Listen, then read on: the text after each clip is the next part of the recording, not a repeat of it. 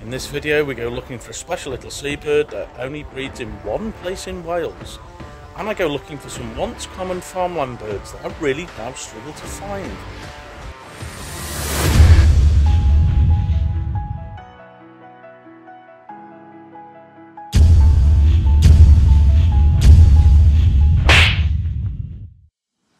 It was a beautiful hot day, and what better way to spend a day like this than go on a family trip to the beach.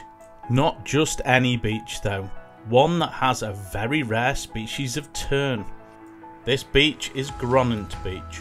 The area and the reed beds and sand dunes leading to the beach and the beach and surrounding area itself are part of the nature reserve.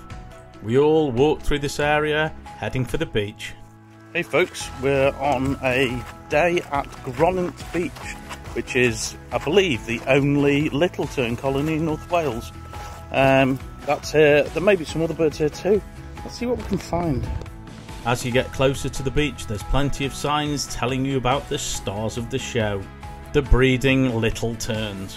Kaylee and the kids started having a play on the beach, and I wandered towards the area where the little terns are breeding.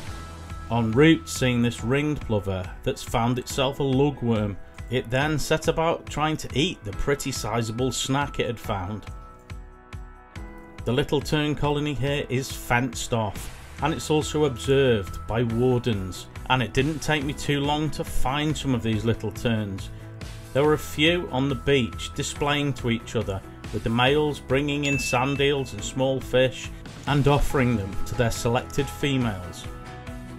Regrettably, for some of the males, not many were having that much luck, and a few giving up altogether and going for a bath in the small pools on the sand. This species is a spring visitor and has a pretty short breeding season. It also lives up to its name, being our smallest tern. Whilst wandering down the beach looking at the terns, I did see some waders. Other than the ringed plovers, I spotted this dunlin in lovely summer plumage pecking around in the sand. I now walked back past the warden's shack and on towards the shore. These terns are amazing. It's a beautiful day here. I struggle a bit against heat haze to get footage, but I got some reasonable stuff. The little tern were landing on the beach. A lot of them were displaying to each other. A lot of the females weren't very interested, but still excellent to see. Apparently, after chatting to a warden, it is the only colony in Wales. There's a satellite colony, or they call it a satellite colony, which is kind of a small extension of this colony up at Point of Ayre, which isn't too far down the coast. It's an amazing privilege to have something like this so close to home. It's only about half an hour from where we live. Just stunning. In the distance, through the heat haze, I could see a line of cormorants with one gull. As I got closer to the shore, and now some slightly deeper pools in the sand, I noticed some of the little terns I was watching earlier diving into the pools fishing. In the distance there were plenty of gulls, and as I got closer I noticed that most of them were herring gulls. Although looking a little bit further out again, I did notice one lesser blackback gull in this picture in the middle with the darker back.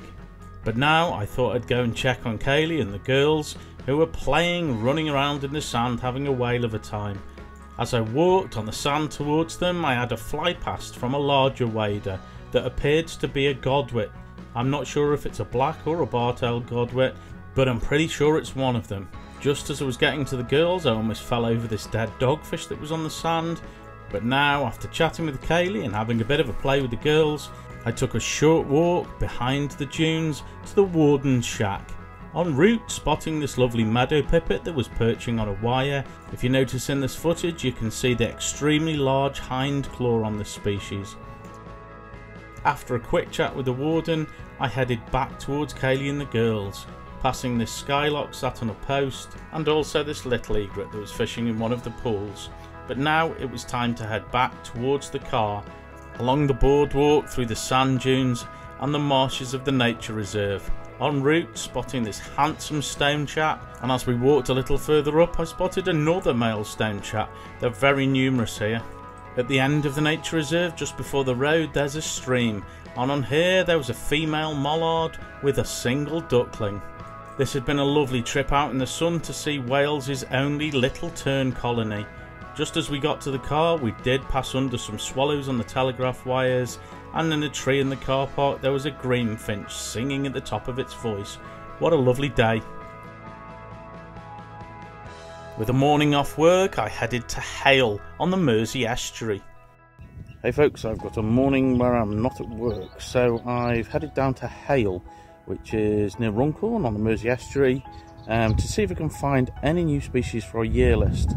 There are some that have been sighted. I'm not going to jinx it, so let's see what we find anyway. Stick with me.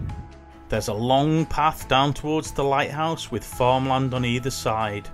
One of the sides has a wildflower meadow which is absolutely beautiful, full of poppies and various other wild flowers. And amongst this beautiful scene there were some birds too. These wonderful goldfinch added even more colour to the scene in front of me. The most audible bird present was definitely the skylark. There were plenty of these around, although they're not the easiest birds to get footage of, most of them appearing like this in the sky. Finally, getting towards the shore, I spotted this blackbird, and then upon arrival at the front I looked out onto the estuary. It was reasonably quiet today. There were a few mollards present. Then looking out a little further I got the odd brief view of a cormorant as it came up for air whilst fishing. Walking along the bank there's quite a surreal view in front, with wonderful wildflower meadows and farmland, and then in the far distance industrial buildings with billowing smoke. Getting back to my birding, I did spot some species in the reed beds and bushes next to the estuary, the first being this reed bunting that was in full song. A little later on I heard another bird, struggled to find it, and then it popped up right in front of me. This was this handsome whitethroat. Another bird that I haven't had a shortage of sightings of this year so far, especially in our previous video, was the linnet, and here's another one. I had come to this area to look for some farmyard species, corn bunting, yellow hammer and also grey partridge, none of which yet had seen, so I headed back towards the lighthouse. I would have walked a bit further in the other direction, but that wasn't to be. Hey folks, I've had a little look near the lighthouse at Hale. Not many new birds, there's lots of bird life here, loads of skylarks, whitethroat and reed bunting and such, but nothing new. I would have stuck around a bit longer, but there was two very particularly loud dog walkers that were shouting and running up and down the shore. So I thought it was my time to exit, but not giving up yet. I'm heading now to Car Lane Pools, also in Hale. After spotting this lovely blackcap, I headed 4 minutes down the road to Car Lane Pools. This is an area in between a couple of roads of flooded farmland on one side and on the other side some regular farmland. This is a great habitat for multiple species and usually a sure thing for these farmland birds that I was looking for. On the pools themselves I did spot a pied wagtail, there was a gadwall here, and also I didn't expect to see it, but I found a ringed plover running up and down the edges of one of the pools. The gadwall wasn't the only waterfowl here. I did notice the shelduck, which was soon joined by a little egret. I wonder if this is the same one we saw flying earlier. After scanning the pools for a while and watching these lapwing, I headed to the other side of the pools where there's some dry farmland, but I was unfortunately left disappointed. The farmland behind Car Lane Pools, that's where I am now. This place used to be a sure thing for seeing some key farmland species like grey partridge and corn bunting and sometimes yellowhammer too, but today there's no sign at all, which is really strange. Only a couple of years ago it was almost definite you'd see at least a couple of these species here, and I know farmland species are in decline and some quite serious decline, but for them to leave places that haven't really changed massively like this is pretty worrying. Before I left, I did see this male kestrel that was sat on a telegraph wire, and also this staple farmland bird, the pheasant, but now it was time to leave empty-handed. Having a quick half an hour in between a couple of jobs, I thought I'd try again for one of the species from the previous day, the yellowhammer.